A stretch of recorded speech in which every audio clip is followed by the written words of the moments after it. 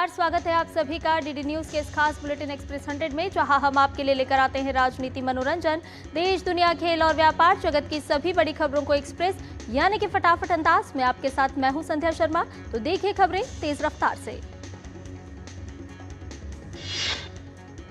Operation सिंदूर की सफलता के बाद सरकार आतंकवाद के खिलाफ पाकिस्तान सरकार को बेनकाब करने के लिए विभिन्न राजनीतिक दलों के सांसद विदेश जाएंगे।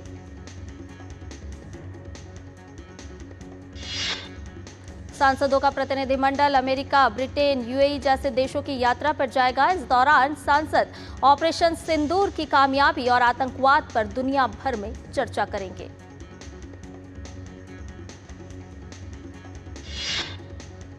बैजयंत पांडा के नेतृत्व में निशिकांत दुबे के साथ सांसदों का प्रतिनिधिमंडल सऊदी अरब, कुवैत, बहरीन और अल्जीरिया की यात्रा पर जाएगा।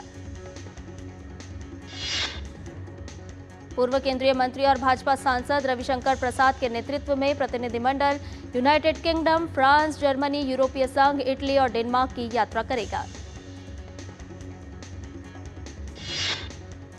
जेडीयू सांसद संजय कुमार झा के नेतृत्व में भाजपा सांसद अपराजिता सारंगी के साथ सांसदों का प्रतिनिधिमंडल इंडोनेशिया, मलेशिया, कोरिया गणराज्य, जापान और सिंगापुर की यात्रा करेगा। शिवसेना सांसद श्रीकांत एकनाथ शिंदे के नेतृत्व में सांसदों का प्रतिनिधिमंडल संयुक्त अरब अमीरात, लाइबेरिया, कांगो और सेरा लियोन की यात्रा पर जाएगा।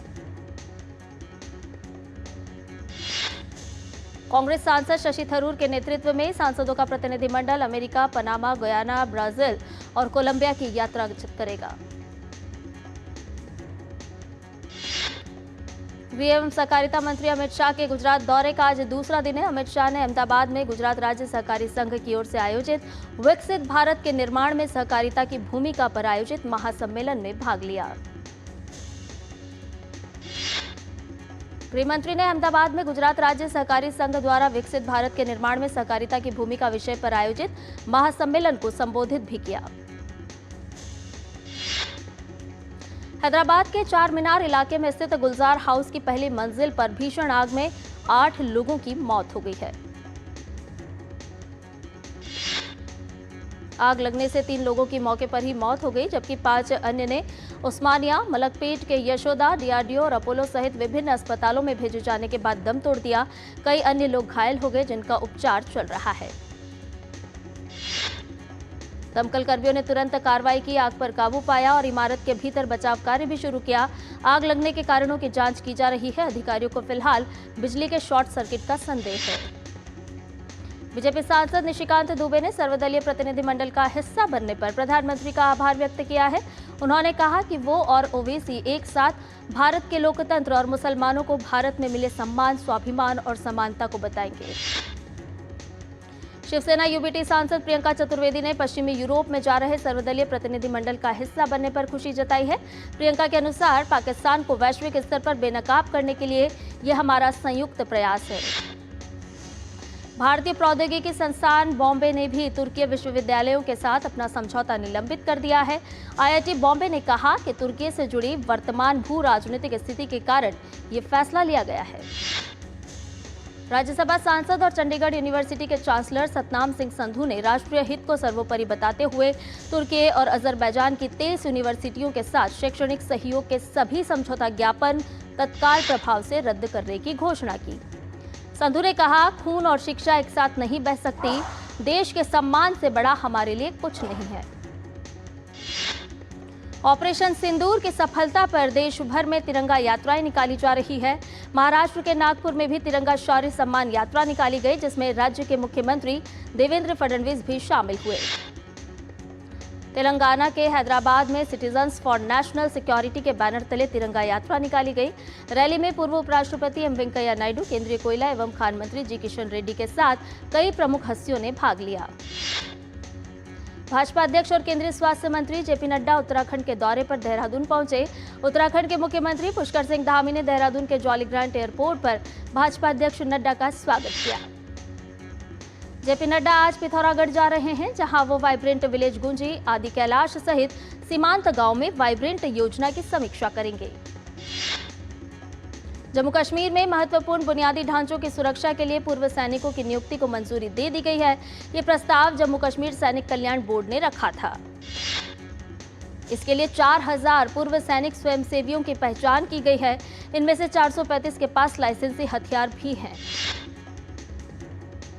केंद्रीय रिजर्व पुलिस बल सीआरपीएफ के महानिदेशक जीपी सिंह ने छत्तीसगढ़ एवं तेलंगाना की सीमा पर 21 अप्रैल से 11 मई तक चले नक्सल विरोधी अभियान में शामिल सीआरपीएफ एवं राज्य पुलिस के अधिकारियों और सैनिकों की सराहना की है।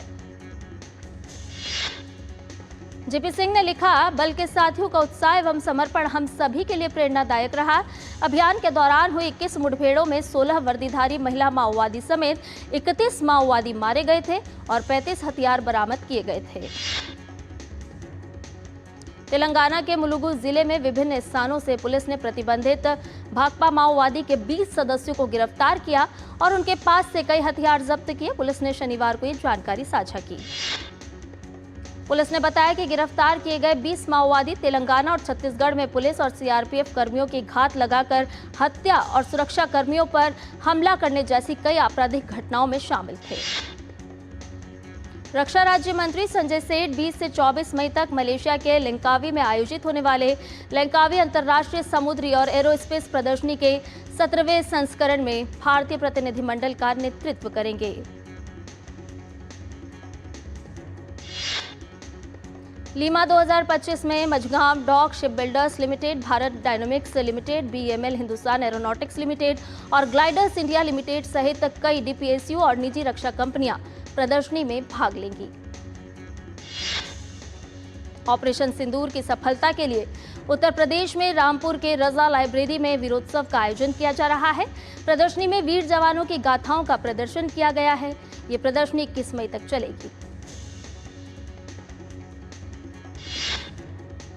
केंद्रीय मंत्री सीआर पाटिल ने गुजरात के भरूच में वर्षा जल संचयन अभियान का उद्घाटन किया और 600 टीपीडी सौर ग्लास परियोजना का शिलान्यास किया।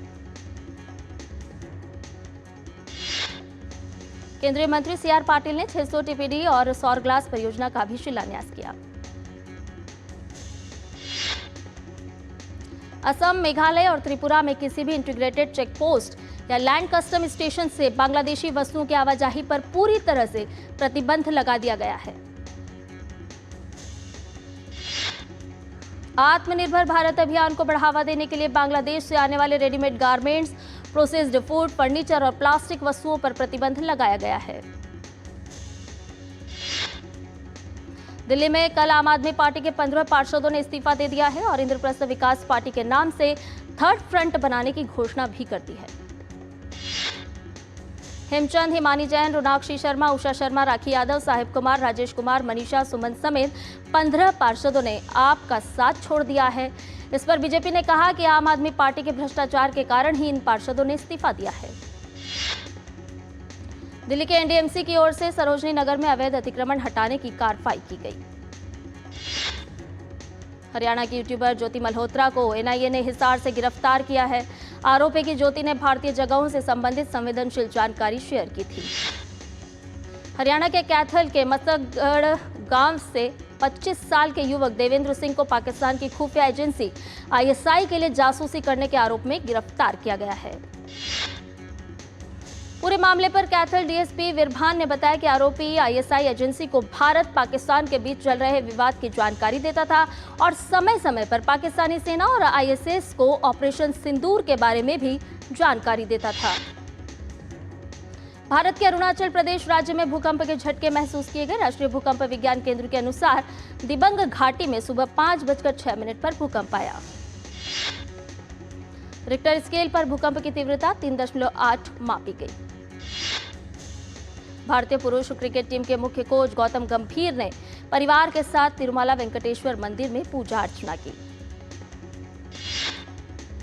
उत्तर प्रदेश के मुख्यमंत्री योगी आदित्यनाथ ने वन एवं पर्यावरण विभाग के प्रेजेंटेशन के संबंध में मंत्री अरुण सक्सेना और अधिकारियों के साथ बैठक की। हरिद्वार में पुलिस ने हर की पैड़ी के पास बांग्लादेशी महिला को गिरफ्तार किया है। बांग्लादेश की रूबीना पिछले कई सालों से रूबी बनकर रह रही थी। कैवल्य धाम ने योग अनप्लग्ड को अपना समर्थन देते हुए युवा केंद्रित कई प्रभावशाली पहल शुरू की। युवाओं के लिए योग अभियान के तहत संस्थान अपने ऑनलाइन प्लेटफॉर्म के जरिए मुफ्त कॉमन योग प्रोटोकॉल प्रशिक्षण देगा। केंद्रीय मंत्री प्रहलाद जोशी ने आंध्र प्रदेश में श्री वेंकटेश्वर स्वामी मंदिर में पूजा अर्चना की। पूर्व प्रधानमंत्री और जेडीएस प्रमुख एचडी देवेगौड़ा ने तिरुमाला वेंकटेश्वर मंदिर में पूजा अर्चना की। उत्तर प्रदेश के बुलंदशहर में मुठभेड़ के दौरान अपहरण और हत्या मामले में नामजद आरोपी नरेश घायल हो गया। भारत पाकिस्तान तनाव के बीच लोगों ने तुर्की के फलों का बहिष्कार किया है। कर्नाटक के बेंगलुरु में लगातार बारिश के कारण कई हिस्सों में जलभराव हो गया है। और बुलेटिन में फिलहाल रुकने एक छोटे से ब्रेक के लिए जल्द हाजिर होंगे।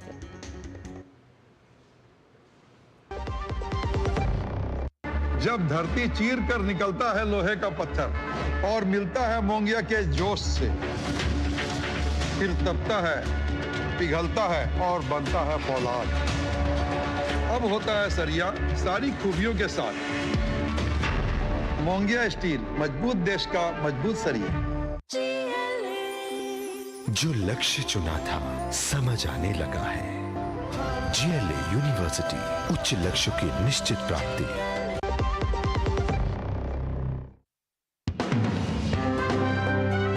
ये जो हिंदू मैनिफेस्टो है, क्या वो जो प्राचीन हमारी धर्म ग्रंथ है उनसे निकाला हुआ या इसमें स्वामी विज्ञानानंद कुछ कह रहे हैं? आज की दृष्टि में हमारे समाज के लिए कंटेम्पररी जो चीज़ है उसको सेलेक्ट करके कंपाइल किया है, इसलिए एक भी उद्धरण जो है ना हमारा नहीं है, सब शास्त्र का है। क्या ये हिंदू राष्ट्र का मैनिफेस्टो है? हिंदू समाज को आगे बढ़ना है तो इसको स्वीकार करें। इसके अंदर ऐसी कोई भी चीज़ नहीं है जो हिंदू राष्ट्र का मैनिफेस्टो नहीं हो सकता है। आतंकवाद से निपटने में या पाकिस्तान जैसे देश से निपटने में हिंदू मैनिफेस्टो के अनुसार भारत की नीति क्या होनी? देखो, हिंदू मैनिफेस्टो का सिद्धांत जो है कहता है शत्रु पर कभी भी दया नहीं करनी चाहिए। पाकिस्तान की समस्या से निपटना है तो देखो, कहते थे पाकिस्तान को 5 हिस्सों में बांट दो।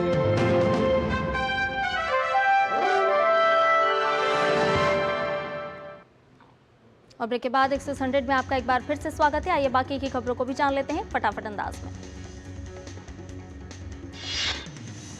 केंद्रीय मंत्री शिवराज सिंह चौहान ने गुवाहाटी में 55,000 PMAYG घरों के वर्चुअल गृह प्रवेश समारोह में लिया भाग। इस अवसर पर शिवराज सिंह चौहान ने चालू वित्त वर्ष के लिए PMAYG के तहत 3.76 लाख और घरों को मंजूरी मिलने की घोषणा की।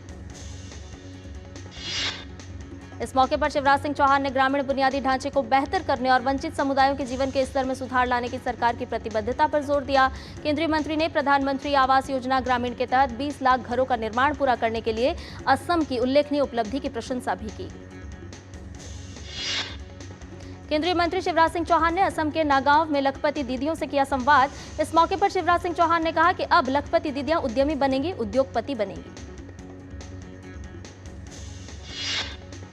असम के मुख्यमंत्री डॉक्टर हिमंत बिस्वा शर्मा ने केंद्र सरकार के प्रति आभार व्यक्त किया और कृषि और ग्रामीण आजीविका में सतत विकास के माध्यम से किसानों, महिलाओं और ग्रामीण समुदायों को सशक्त बनाने के लिए असम की प्रतिबद्धता दोहराई।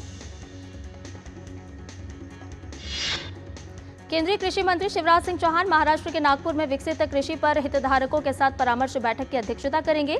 शिवराज सिंह चौहान महाराष्ट्र के कृषि और ग्रामीण विकास कार्यक्रमों की भी समीक्षा करेंगे। केंद्रीय मंत्री शिवराज सिंह चौहान राष्ट्रीय मृदा स्पेक्ट्रल लाइब्रेरी का उद्घाटन करेंगे। शिवराज सिंह चौहान पिंक बॉलवर्म के लिए AI आधारित स्मार्ट ट्रैप को भी लॉन्च करेंगे। केंद्रीय मंत्री शिवराज सिंह चौहान ने हैदराबाद में वन नेशन वन इलेक्शन के यंग प्रोफेशनल कार्यक्रम को वर्चुअली संबोधित किया। सरकार व्यापार उपचार जांच में ई-फाइलिंग के लिए एक डिजिटल प्लेटफॉर्म शुरू करने जा रही है। यह सभी हितधारकों के लिए बेहतर पारदर्शिता, दक्षता और पहुंच को सुगम बनाएगा। उद्योग एवं आंतरिक व्यापार संवर्धन विभाग भारत में जलवायु तकनीक उद्यमिता को बढ़ावा देने के लिए GEAPP के साथ मिलकर कार्य करेगा। मेक इन इंडिया की दिशा में ताइवान के इलेक्ट्रॉनिक्स मैन्युफैक्चरिंग फॉक्सकॉन की बेंगलुरु स्थित यूनिट लॉन्च के लिए लगभग तैयार है और जून की शुरुआत में कमर्शियल आईफोन की शिपमेंट शुरू होने की भी उम्मीद है। त्रिपुरा सरकार के सूचना प्रौद्योगिकी निदेशालय ने MEITY के सहयोग से राष्ट्रीय ई गवर्नेंस डिवीजन की क्षमता निर्माण पहल के एक प्रमुख घटक के रूप में कार्यशाला का आयोजन किया। इसका उद्देश्य राज्य सरकार के वरिष्ठ अधिकारियों के बीच शासन में आर्टिफिशियल इंटेलिजेंस की समझ और उपयोगिता को प्रोत्साहित करना है। केंद्रीय मंत्री राजीव रंजन सिंह ने त्रिपुरा के अगरतला में मछली महोत्सव का किया उद्घाटन। साथ ही त्रिपुरा में 42.4 करोड़ रुपए के एकीकृत जल पार्क की आधारशिला भी रखी। केंद्रीय मंत्री मनोहर लाल ब्राजील में ब्रिक्स ऊर्जा मंत्रियों की बैठक में empowering global south corporation for inclusive and sustainable global governance विषय के अंतर्गत ब्रिक्स देशों के ऊर्जा मंत्रियों के साथ ऊर्जा सुरक्षा, पहुंच, सामर्थ्य और स्थिरता जैसे महत्वपूर्ण मुद्दों पर चर्चा करेंगे। केंद्रीय मंत्री एच डी कुमारस्वामी ने कर्नाटक सरकार द्वारा PME ड्राइव के तहत इलेक्ट्रिक बसों की मांग को लेकर पूर्ण समर्थन देने का आश्वासन देते हुए चरणबद्ध आवंटन की पुष्टि की है। यूपी में नोएडा एंटरप्रेन्योर्स एसोसिएशन ने पहलगाम आतंकी हमले की निंदा करते हुए आतंकवाद का समर्थन करने को लेकर तुर्की और अजरबैजान के साथ सभी व्यापारिक संबंध समाप्त करने की बात कही है। अटारी वाघा सीमा के रास्ते भारत और अफगानिस्तान के बीच व्यापारिक गतिविधियां फिर से शुरू हो गई हैं, जिसके बाद उन व्यापारियों को बड़ी राहत मिली है जिनके लिए यह मार्ग सूखे मेवों और जड़ी बूटियों के आयात का प्रमुख जरिया है। जम्मू कश्मीर के पहलगाम में हुए आतंकवादी हमले के बाद अटारी वाघा सीमा बंद होने के कारण सरहद पर लगभग 50 ट्रक फंस गए थे, जो अफगानिस्तान से सूखे मेवे और जड़ी बूटियां लेकर भारत की ओर आ रहे थे। केंद्र सरकार की ओर से पूरी हावड़ा वंदे भारत एक्सप्रेस में कोच की संख्या को 16 से बढ़ाकर 20 कर दिया गया है। इससे पश्चिम बंगाल से जगन्नाथपुरी जाने वाले यात्रियों के लिए टिकट उपलब्धता में सुधार होगा। मुख्यमंत्री योगी आदित्यनाथ की सरकार ने उत्तर प्रदेश में इको टूरिज्म और पर्यटन को बढ़ावा देने के लिए कथुर्निया घाट वन्यजीव अभयारण्य से दुधवा टाइगर रिजर्व तक रेल कनेक्टिविटी प्रदान करने वाली पर्यटक ट्रेन में विस्टाडोम कोच का संचालन शुरू किया है। फॉरेन पोर्टफोलियो निवेशकों ने खरीदारी का सिलसिला जारी रखते हुए रिकॉर्ड 8,831.1 करोड़ रुपए शेयर बाजार में निवेश किए।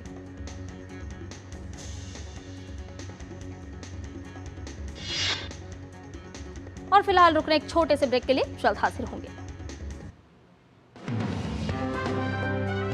ये जो हिंदू मैनिफेस्टो है, क्या वो जो प्राचीन हमारी धर्म ग्रंथ है उनसे निकाला हुआ है या इसमें स्वामी विज्ञानानंद कुछ कह रहे हैं? आज की दृष्टि में हमारे समाज के लिए कंटेम्पररी जो चीज़ है उसको सेलेक्ट कर करके कंपाइल किया है। इसलिए एक भी उद्धरण जो है ना हमारा नहीं है, सब शास्त्र का है। क्या ये हिंदू राष्ट्र का मैनिफेस्टो है? हिंदू समाज को आगे बढ़ना है तो इसको स्वीकार करें। इसके अंदर ऐसी कोई भी चीज़ नहीं है जो हिंदू राष्ट्र का मैनिफेस्टो नहीं हो सकता है। आतंकवाद से निपटने में या पाकिस्तान जैसे देश से निपटने में हिंदू मैनिफेस्टो के अनुसार भारत की नीति क्या होगी? देखो, हिंदू मैनिफेस्टो का सिद्धांत जो है कहता है शत्रु पर कभी भी दया नहीं करनी चाहिए। पाकिस्तान की समस्या से निपटना है तो देखो, कहते थे पाकिस्तान को 5 हिस्सों में बांट दो।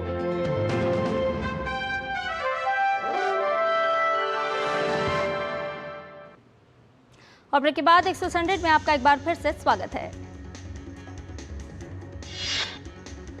केंद्रीय मंत्री जितेंद्र सिंह ने कहा कि डिजिटल लाइफ सर्टिफिकेट कैंपेन से पेंशन वितरण में क्रांति आई है और प्रक्रिया में टेक्नोलॉजी के समावेश से करोड़ों पेंशन धारकों को फायदा हुआ है। गवर्नमेंट ई मार्केटप्लेस ने महिलाओं के नेतृत्व वाले 1,85,408 MSME और उद्योग और आंतरिक व्यापार संवर्धन विभाग से मान्यता प्राप्त 31,005 स्टार्टअप से पारदर्शी तरीके से सरकारी खरीद करके उन्हें आर्थिक मजबूत किया। केंद्रीय वाणिज्य और उद्योग मंत्री पीयूष गोयल ने कहा कि पिछले वित्तीय वर्ष में GM पर ऑर्डर की वॉल्यूम 72,36,651 तक पहुंच गई, जिसका कुल ऑर्डर मूल्य 5,43,019 करोड़ रुपए था। केंद्रीय मंत्री हरदीप सिंह पुरी ने बताया कि हिंदुस्तान पेट्रोलियम कॉर्पोरेशन लिमिटेड भारतीय स्टार्टअप इकोसिस्टम को बढ़ावा दे रहा है और अब तक 28 स्टार्टअप को सशक्त बनाने के लिए 27 करोड़ रुपए का निवेश किया जा चुका है। रोजगार परक प्रशिक्षण, शिक्षण केंद्रों की जानकारी या प्रशिक्षण के लिए आवश्यक योग्यता जैसी जानकारियां अब लोगों को लाइव व्हाट्सएप पर हासिल हो सकेंगी। भारत सरकार के कौशल विकास एवं उद्यमशीलता मंत्रालय ने मेटा के साथ सहयोग से ये एक नई पहल की है। संयुक्त राष्ट्र खाद्य एवं कृषि संगठन की एक रिपोर्ट के अनुसार 2024 में खाद्य असुरक्षा और कुपोषण की स्थिति और खराब हुई, जिससे 53 देशों में 29.5 करोड़ लोग भूख से प्रभावित हैं। अमेरिकी राष्ट्रपति डोनाल्ड ट्रंप ने यूक्रेन में युद्ध समाप्त करने पर चर्चा करने के लिए रूस के राष्ट्रपति व्लादिमीर पुतिन, यूक्रेन के राष्ट्रपति वोलोडिमीर ज़ेलेंस्की और नाटो नेताओं के साथ फोन पर बात करने की घोषणा की है। अमेरिका के राष्ट्रपति ट्रंप ने कहा कि पुतिन के साथ बातचीत यूक्रेन में रक्तपात को रोकने पर केंद्रित होगी। सोशल मीडिया पोस्ट में राष्ट्रपति ने युद्ध विराम और हिंसा के अंत की उम्मीद जताई है। इजरायल और हमास ने गाजा में चल रहे युद्ध को समाप्त करने के लिए वार्ता फिर से शुरू कर दी है। कतर और अमेरिका की मध्यस्थता में कल दोहा में वार्ता शुरू हुई। हमास ने 60 दिनों के युद्ध विराम और इजरायल की ओर से फिलिस्तीनी कैदियों को रिहा करने के बदले में 9 बंधकों को रिहा करने पर सहमति व्यक्त की है। दक्षिणी गाजा पट्टी के खान यूनिस में विस्थापित परिवारों के एक तंबू शिविर में इजरायली हवाई हमले में कम से कम 24 फिलिस्तीनी मारे गए। नए पोप लियो 14 का आज वेटिकन सिटी के सेंट पीटर स्क्वायर पर शपथ ग्रहण समारोह। कैथोलिक परंपरा के मुताबिक शपथ ग्रहण के बाद नए पोप को एक धार्मिक वस्त्र और एक अंगूठी दी जाएगी। फिनलैंड में हवा में 2 हेलीकॉप्टर की टक्कर में 5 लोगों की मौत हो गई है। यूरा एयरपोर्ट के पास हवा में 2 हेलीकॉप्टर एक दूसरे से टकरा गए और देखते ही देखते जमीन पर आ गिरे। अमेरिका के न्यूयॉर्क शहर में मैक्सिकन नौसेना का जहाज ब्रुकलिन ब्रिज से टकरा गया। हादसे के समय जहाज पर 277 लोग सवार थे, जिसमें 2 लोगों की मौत हो गई, 17 लोग घायल। आईपीएल में आज पहले मुकाबले में राजस्थान रॉयल्स का सामना पंजाब किंग्स से होगा। जयपुर के सवाई मानसिंह स्टेडियम में दोपहर 3:30 पर शुरू होगा मुकाबला। आईपीएल में आज दूसरा मैच दिल्ली कैपिटल्स और गुजरात टाइटंस के बीच खेला जाएगा। यह मैच शाम 7:30 बजे दिल्ली के अरुण जेटली स्टेडियम में होगा। Champion Kolkata night Riders KKR IPL 2025 से बाहर हो गई है। कल रॉयल चैलेंजर्स बेंगलुरु के साथ केकेआर का मैच भारी बारिश के कारण बिना टॉस के ही रद्द कर दिया गया। भारतीय टीम के पूर्व कप्तान सौरव गांगुली ने बंगाल क्रिकेट संघ के बीसीसीआई के साथ बहुत अच्छे संबंध का हवाला देते हुए उम्मीद जताई कि ईडन गार्डन्स आईपीएल के फाइनल की मेजबानी करेगा। अनुभवी तेज गेंदबाज ईशांत शर्मा का कहना है कि इंग्लैंड दौरे पर भारतीय टीम की अगुवाई जसप्रीत बुमराह करें और शुभमन गिल को यह पद तभी दिया जा सकता है। दोहा में चल रही टेबल टेनिस विश्व चैंपियनशिप में भारत की नंबर 1 खिलाड़ी श्रीजा अकुला पहले दौर से हारकर बाहर हो गई। टेबल टेनिस विश्व चैंपियनशिप में दिया चिताले और मानुष शाह में महिला और पुरुष एकल स्पर्धाओं के दूसरे दौर में पहुंचने में सफल रहे। टेबल टेनिस विश्व चैंपियनशिप के युगल वर्ग में अहिका मुखर्जी और सुतीर्था मुखर्जी की जोड़ी के साथ दिया चिताले और यशस्विनी घोरपड़े की जोड़ी ने अपने अपने महिला युगल के शुरुआती मैच जीत लिए हैं। सैफ अंडर-19 चैंपियनशिप 2025 के फाइनल में आज भारत अरुणाचल प्रदेश के गोल्डन जुबली स्टेडियम में बांग्लादेश के साथ खेलेगा। मैच शाम 7 बजे से शुरू होगा। इटालियन ओपन टेनिस के फाइनल में आज यानिक सिनर का मुकाबला कार्लोस अलकराज से होगा। सिनर ने टॉमी पॉल और अलकराज ने लॉरेंजो मुसेटी को सेमीफाइनल में हराया था। इटली की जास्मिन पाओलिनी ने अमेरिका के कोको गॉफ को हराकर इटालियन ओपन में महिला एकल का खिताब जीत लिया है। पाओलिनी ने 6-4, 6-2 से अमेरिकी टेनिस स्टार को हराया।